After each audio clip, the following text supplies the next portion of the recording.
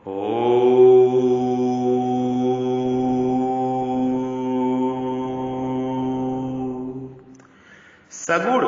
निर्गुण का भेद तो उपासना की दृष्टि से है। वास्तव में इन दोनों उपासनाओं में उपासक तत्व एक ही है। उपासना का साधक की रुचि, विश्वास और योग्यता के अनुसार ही होता है। अंत साधकों की भिन्न भिन्न रुचि, विश्वास और योग्यता होने के कारण उपासनाएं भी भिन्न भिन्न होती है, परंतु संपूर्ण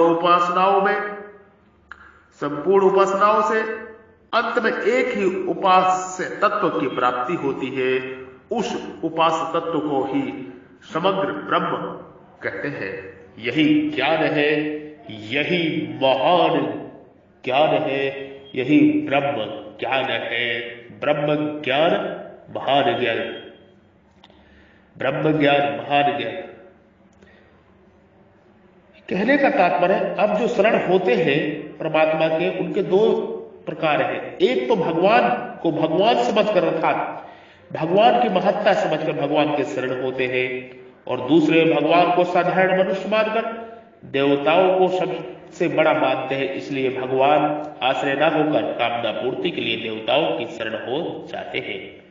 देवताओं के शरण में होने भी दो हेतु होते हैं, कामनाओं का बढ़ जाना और भगवान की महत्ता न जानना। इससे पहले हेतु का वर्णन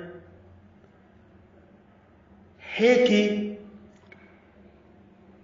जो भगवान साधारण मनुष्य मानते हैं, उनके सामने भगवान प्रकट नहीं होते। यह बात सत्य है, सत्य है, सत्य है। अब ऐसा असर पड़ता है कि भगवान भी माया से ढके होंगे। अतः भगवान कहते हैं कि परमात्मा कहते हैं कि मेरा ज्ञान ढका हुआ नहीं है, मेरे को न जानने में राग देश ही मुख्य कारण है।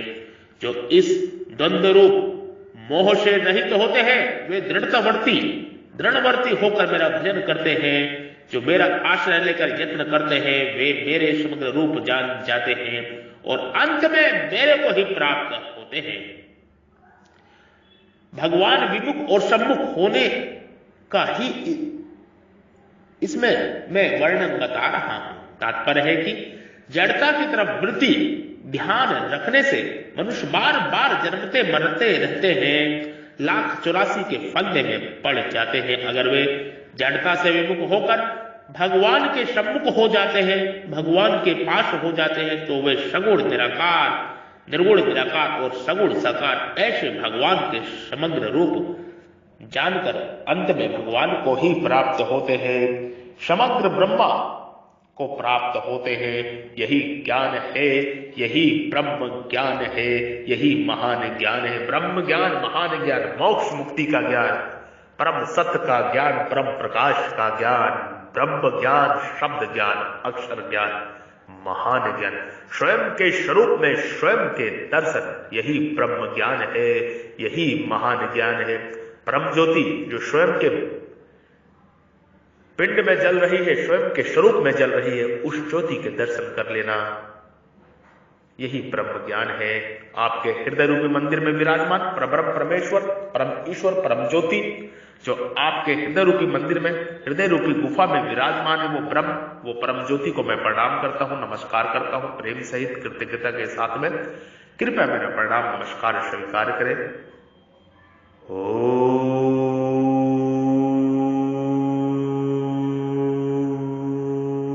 मैं ब्रह्म ऋषि महर्षि बद्री विशाल पराशर योगी श्री ब्रह्म स्थान ऑफ इंडिया से आपको ब्रह्म ज्ञान का ब्रह्म मुख से उपदेश कर रहा हूं।